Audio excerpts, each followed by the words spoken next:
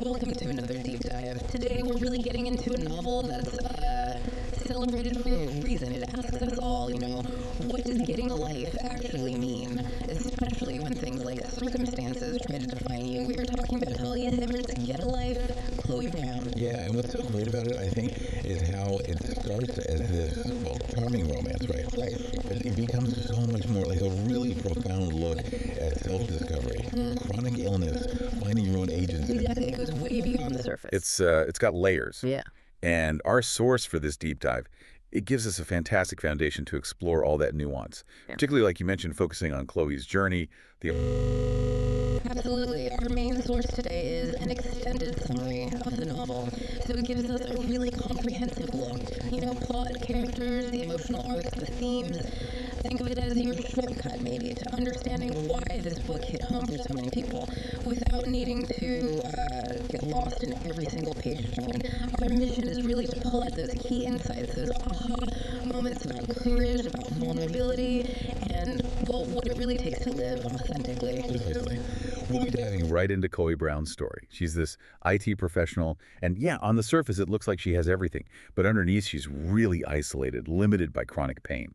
We'll look at that huge...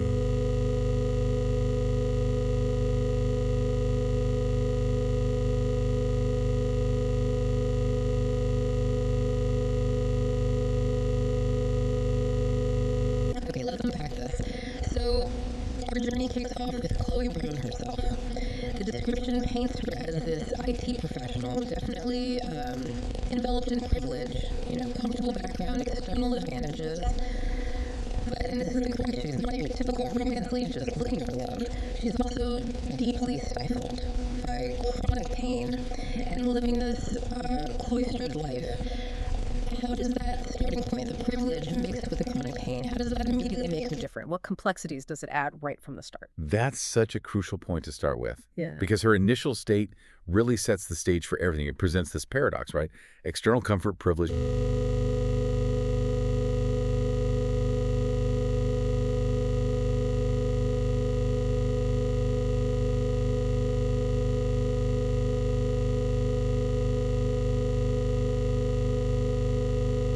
This chronic condition, widespread pain, fatigue, real tenderness.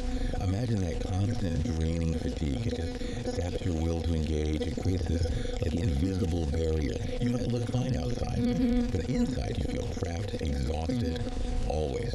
And you probably feel like you constantly have to explain or justify it to people who, just don't get it because they can't see it. Right. That must be incredibly isolating. Exactly.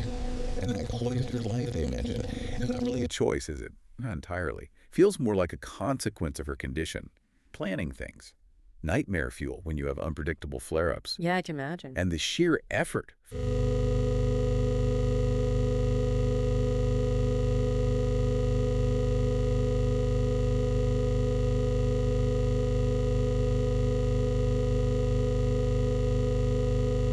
and the silence around her pain, the invisibility, it really highlights the deep isolation many people with invisible illnesses feel.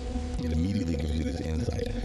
True freedom, sometimes it starts not with changing your outsides, but confronting those invisible walls inside. And this hidden struggle, this quiet battle she's fighting inside, it just perfectly sets the stage for a really dramatic turning point. What kind of event is powerful enough to shake someone out of a pattern like that, especially when they're, technically Safe in their bubble, even if it's isolating. Yeah, it has to be something big. And the source tells us it is big. A car crashes into a cafe right near her. She narrowly escapes death. Whoa.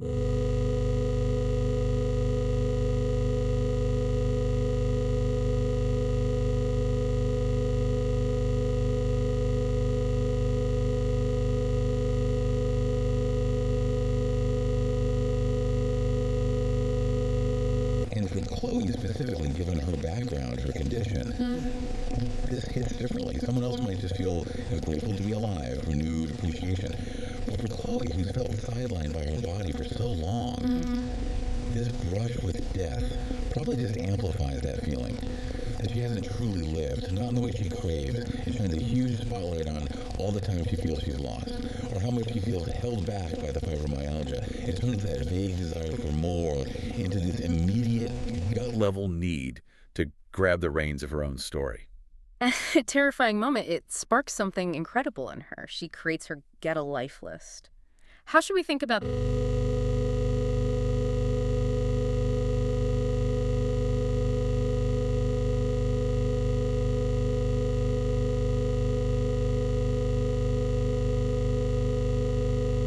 this list isn't just like go skydiving or random stuff. It feels like a direct, almost defiant clapback at everything she feels she's missed. Everything she hasn't been able to do because of the pain, the isolation. It's a total act of defiance against her circumstances, a declaration really, saying, my pain won't define my whole life. The items on it, they seem explicitly chosen to push her way out of her comfort zone, to reclaim experiences That maybe felt impossible before or just too scary. It's really powerful when you frame it that way. It is. It's a reminder, I think, that sometimes the bravest thing you can do is just decide to define life on your own.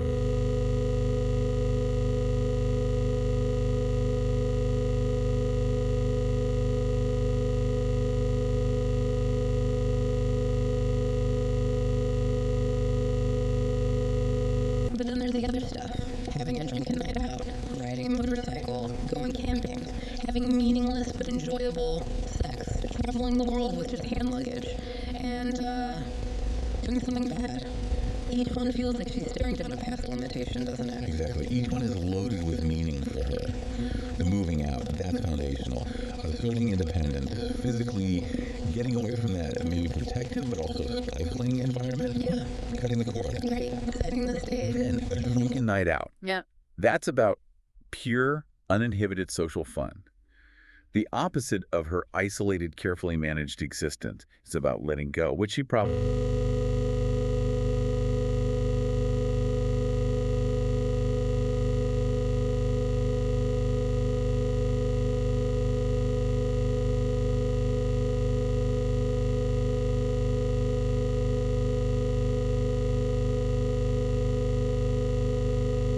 meaningless but enjoyable sex. That's about reclaiming her body, her sexuality, pleasure just for pleasure's sake, agency, without emotional baggage or needing to explain her physical stuff. Right, pure agency there. Traveling with just hand luggage, ultimate liberation, right? Mobility, spontaneity, directly fighting the physical limits and the planning burden her illness imposes, Total counterpoint. and doing something bad. That's her breaking free from maybe being the good girl, the one defined by illness or expectations. It's this playful rebellion. And hilariously, it often ends up being more awkward than bad, which is part of her charm. Yeah, like rescuing the cat. Exactly. So these aren't just tasks. They're carefully... So armed with this powerful list, Chloe steps into her new life, which almost immediately puts her on a collision course with someone who seems like her total opposite. So Chloe takes that huge step, moves into her own flat, away from the mansion, and bam, right away she clashes with the building superintendent, Redford Morgan. This initial clash with Red. It sounds like classic rom-com setup, but why does this initial friction work so well? Both for laughs, maybe, but also for setting up something deeper. well, it's a classic for a reason. And it works beautifully here. Our source describes Red as cask-oriented and emotionally reserved, the super. Right. But also, and this is key, a tattooed handyman and artist.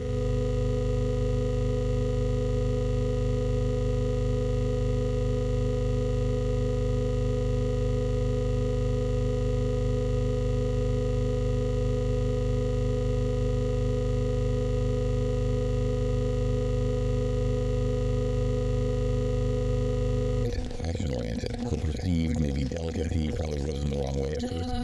And her view of him. She sees him as prickly and judgmental, likely reacting to his guardedness, his maybe gruff exterior, his no-nonsense vibe. It's so easy to do that, isn't it? Judge based on those first impressions. Totally.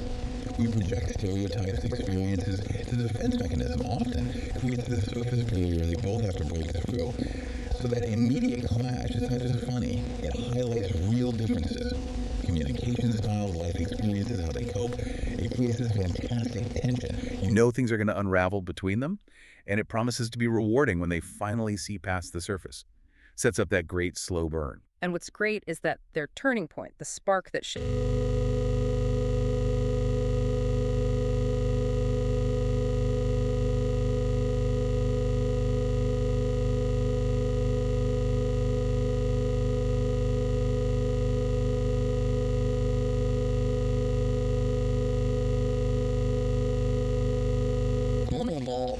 also quite a funny position when she gets stuck up there. Oh dear. And guess who rescues her? It has to be Red. Of course. It's brilliant because it's a real problem, but it also reveals so much character. Chloe's awkward, harmless attempt at being bad by climbing a tree. It's endearing, especially for someone who's probably spent years being cautious, maybe afraid of physical risk because of the fibromyalgia. Yeah, it's brave for her, even if clumsy. Totally. And it forces her into contact with Red in a way that just bypasses all their usual guardedness. Because Sharing a moment of vulnerability, even a silly one like that, it just demolishes initial barriers, strips away the mask, lets you see the real person. Red sees her not just as privileged,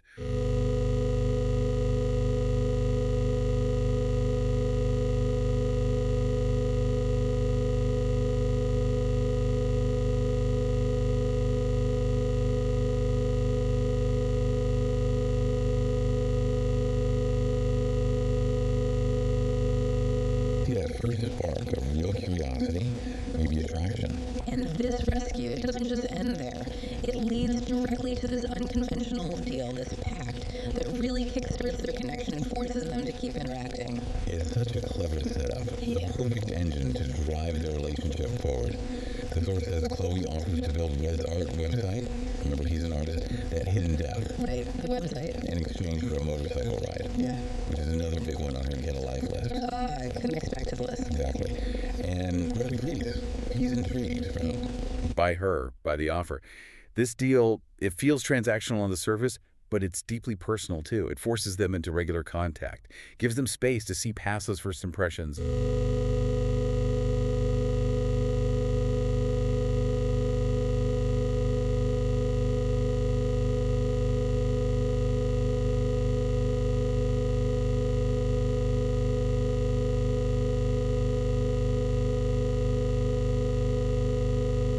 That's huge for her. It's not just fun, it's about freedom, speed, rebellion, things her illness might have made seem impossible. Right, reclaiming that feeling. It's a tangible symbol of breaking free from limitations, both self-imposed and external, embracing exhilaration, pushing boundaries through the pact. Perfect mechanism. Drives them together, lets them chip away at each other's defenses. Just brilliant writing to foster that intimacy through shared goals and helping each other. So as they start spending more time together working on the website, maybe planning The ride, ticking off other list items, their interactions naturally get deeper. It leads to way more than just a website and a motorcycle ride. And if we kind of zoom out, connect.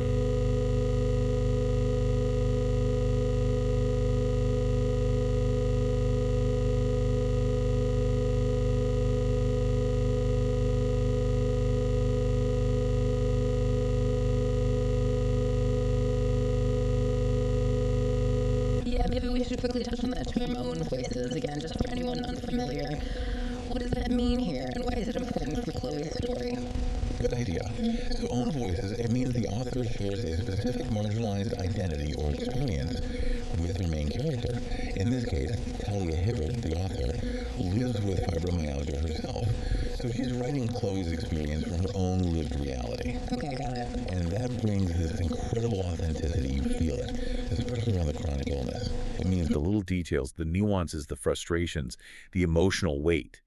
It's all depicted with this honesty and accuracy that someone without that direct experience might struggle to capture.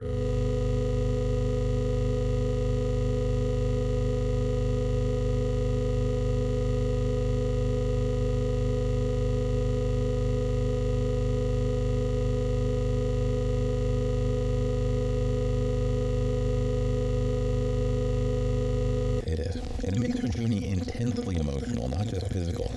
She's dealing with these invisible burdens. And this is where the novel really hits home for readers with similar experiences, because it reflects the author's understanding. Chronic pain impacts everything emotionally and socially. Chloe is likely faced with what the source calls medical discrimination. That skepticism may be subtle, maybe overt, from doctors, even family or friends, because her pain isn't visible or easily diagnosed. So you don't look sick problem. Exactly. Imagine the endless doctor visits with no answers, or people saying, just try harder, push through it. It makes you feel dismissed, doubted, maybe even like you're making it up. So damaging. Absolutely.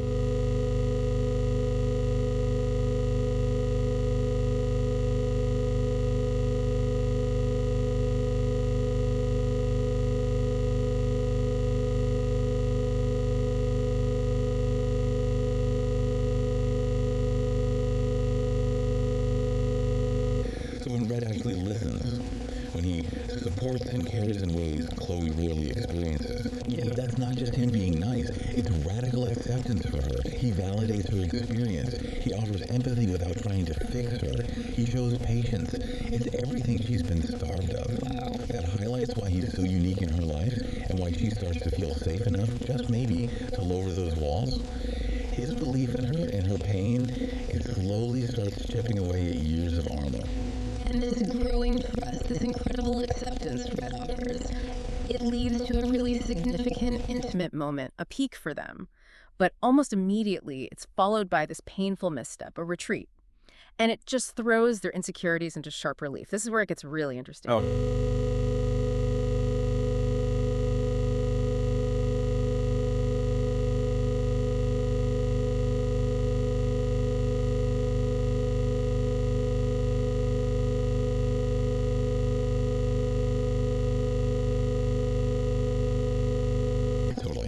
Spontaneous, uninhibited, but then bam, Grant interrupts.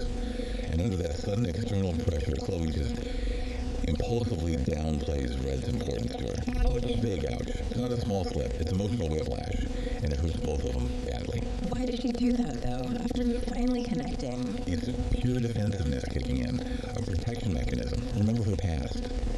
Being hurt when vulnerable, dismissed, disbelieved about her pain.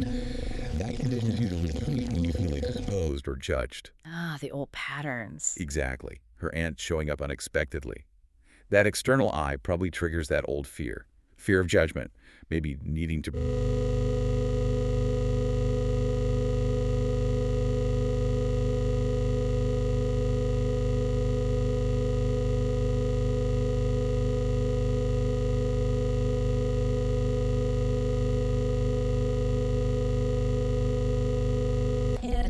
This impulsive act, this dismissal, it doesn't just hit Chloe, it lands right on Red's own past wounds, doesn't it? Kicking off more tension, pushing them both to a turning point. You nailed it. It really raises that question.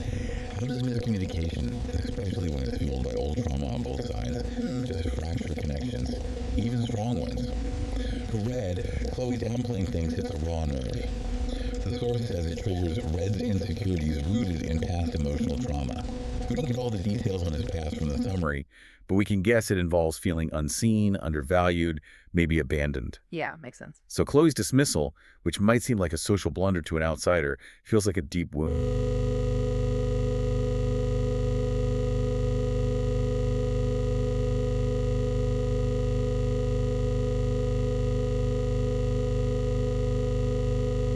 remarkably healthy, and a huge turning point for his character. It shows his commitment to growth, recognizing his past as messing with his present and wanting to deal with it. Real personal accountability. Courage. Instead of just lashing out or shutting down completely. Right. He chooses to heal, not let the past keep damaging things. Meanwhile, Chloe's left grappling with her feelings, forced to face her own walls, the consequences of her fear. The miscommunication here isn't just words, it's these deep patterns. Unaddressed trauma crashing together. Yeah. Tension escalates because neither can really voice their pain or fear in that moment. Creates this awful chasm between them. Shows how fast things can fray when old wounds... So, with the tension sky high, miscommunication doing its damage, both Chloe and Red are kind of forced into this period of reflection.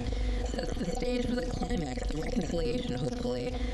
After that fallout, that painful moment, things cool off. But it's a tense cooling off, right? Both are hurting, dealing with their own fear. Red tries to reach out, tries to fix it. But Chloe, she hesitates. Caught between wanting him and being scared, it's such a relatable internal conflict. It absolutely is. The source says Red sends heartfelt gifts and a handwritten note. Right. Clear attempts to bridge that gap, show he's still invested, he's doing...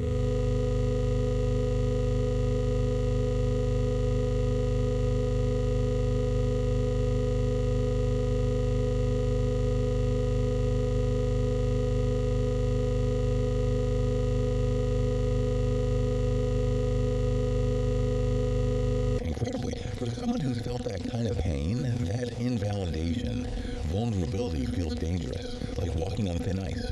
It is often way harder to accept love, real intimacy, than it is to just keep those walls up, even if the walls keep up the good stuff too. Yeah. Her hesitation isn't about not caring for Red. It's pure self-preservation instinct. turn, she needs to consciously fight. She's stuck, the familiar pain of isolation versus the terrifying promise of actual happiness. Which leads us to this really Beautiful moment of wisdom from Chloe's grandmother, Gigi. A real aha moment that kind of nudges Chloe towards bravery, towards understanding love differently. Gigi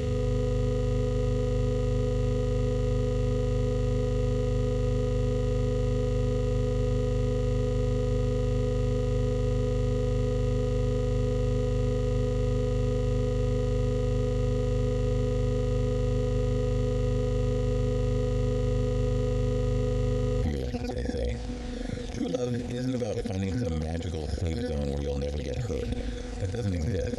It's about choosing to face the risks anyway, because the connection, the growth, that's invaluable. That's worth the risk. So embracing bravery means choosing to open up, to trust, to say what you fear and what you want, even when it's terrifying, even when your past is screaming run. It means knowing you might get hurt, but deciding the potential for joy, for real connection, for being authentic. that outweighs the risk. And Chloe connects this back to her list, right? Yes. And that's what makes her arc so consistent and powerful. She realizes the courage it took to make that get a life list in the first place. Right. That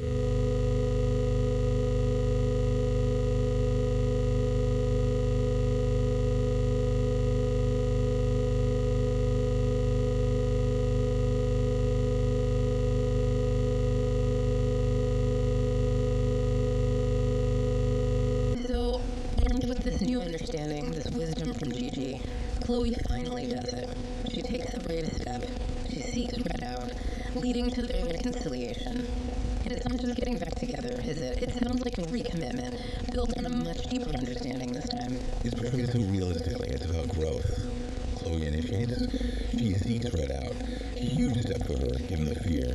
She doesn't wait. She pursues the connection. Shows her newfound bravery. Taking action. And their reconciliation. it affirms this core truth about healthy relationships. They aren't pain-free. Challenges happen. Past trauma doesn't vanish. But they can be healing if they're built on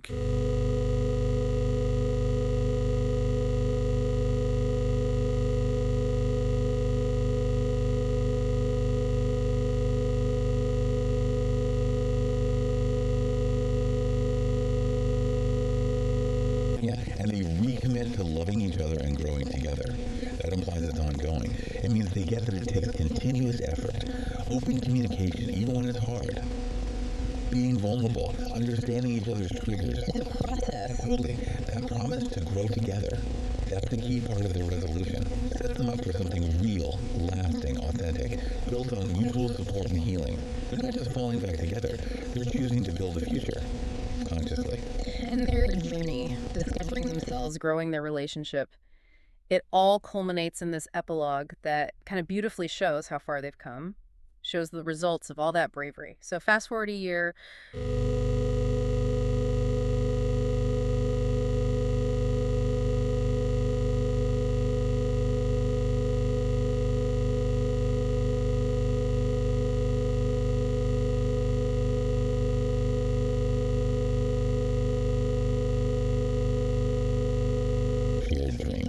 Significant. Immensely significant. It's not just Chloe ticking off her list anymore. It's about the life they're building together. Shared experiences, shared goals. Fulfilling that dream together shows how their individual growth paved the way for this deep connection, how personal journeys can merge into a strong partnership. Yeah. And Chloe acknowledges she achieved more than she'd ever imagined. Just by choosing to get a life, instead of letting her circumstances define her. That's the perfect summary. It really is. It shows the list was the catalyst. the starting point, but the real prize. That unexpected depth of connection, the self-acceptance, the profound love she found, all facilitated by a partner who truly sees her.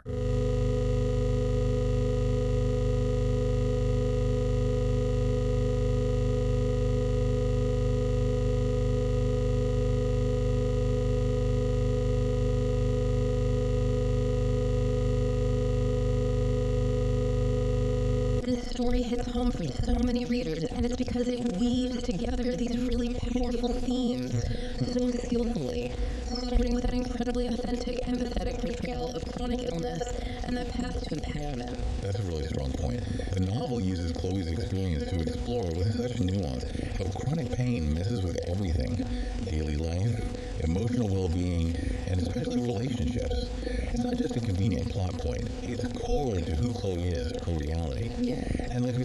author's own voice's experience with fibromyalgia brings this authenticity that challenges how we often see chronic illness. Right. It shows the hidden struggles, the medical gaslighting or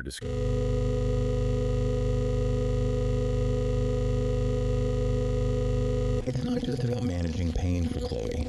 It's about reclaiming agency, taking back control, and that happens not just through the list, but through her vulnerability, trusting Red, accepting yourself. Empowerment comes from inside and through those supportive connections, not just external wins. She shifts from feeling defined by her illness to defining her life despite it, finding strength in being authentic and in getting compassion without judgment. And their relationship's evolution really spotlights those crucial themes of Trust and vulnerability shows how linked they are, especially when you're dealing with old emotional wounds. Absolutely. Both Chloe and Red carry baggage. Big time. Chloe's from her illness being invalidated.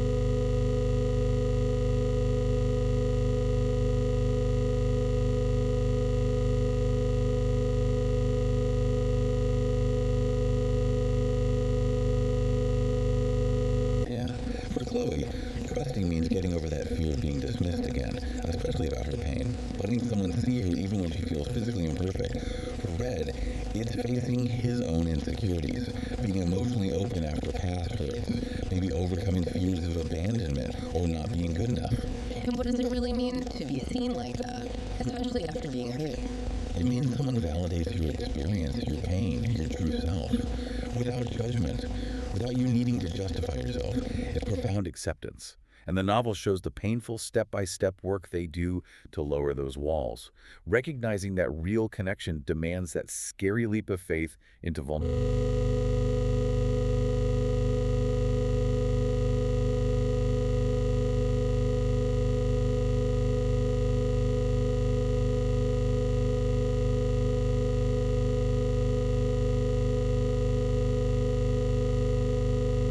It's a classic romance trope, miscommunication, but it's handled so thoughtfully here, with real depth.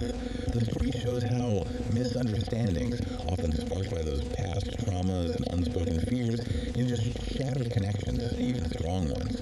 That whole incident where Chloe downplays Red, perfect example. Her protective instincts overriding the connection. Right, driven by fear. Exactly. It wasn't just about her words, it was the fears underneath. And for Red, his hurt wasn't just the words either, but how they poked his own history Of feeling dismissed. It's layered. Deeply. And the novel shows healing isn't one big talk that fixes everything. It's a process. Learning to communicate better, even when it's hard, even when it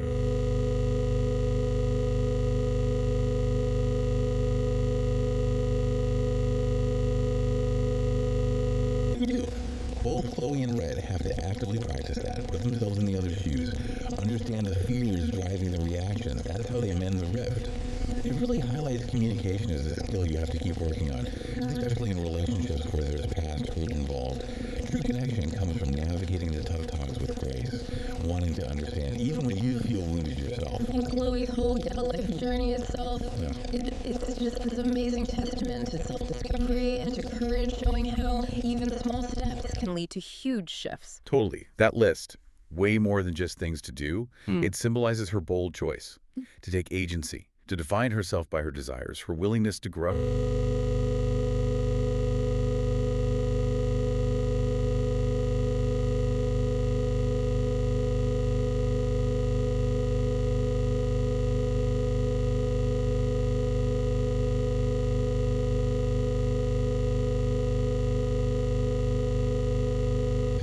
The growth throughout the story, from being cloistered to living this engaged, loving life, it resonates because it feels real. It's someone actively choosing to live, even when it's hard, even when her body fights her, even when past hurts make opening up terrifying.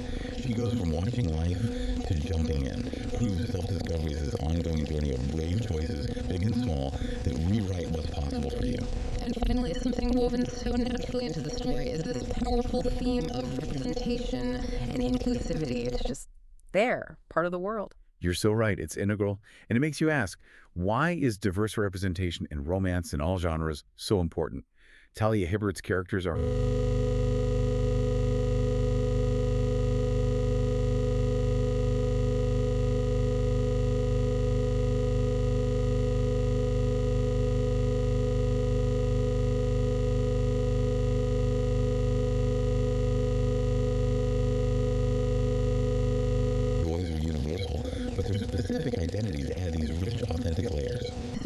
broadens the picture of who gets a love story. Exactly. It normalizes diverse experiences and, crucially, normalizes romantic possibility and happy endings for everyone. It expands our understanding of love, of human connection, beyond those narrow traditional images we often see.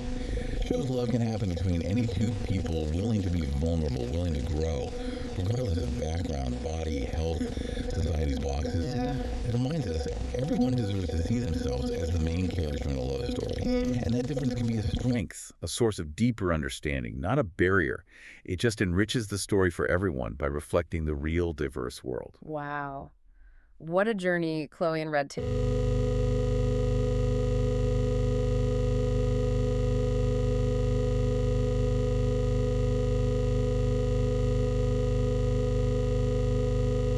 Indeed, the story really reminds you that a full life, it's not about dodging pain or fear. It's not about waiting for some perfect problem-free time. It's about facing reality, the good and the bad, with vulnerability, with courage, and seeking out genuine connection. It's about building a life that feels true to you, based on your desires, what lights you up, not letting circumstances or old hurts call all the shots, finding strength in your own unique path.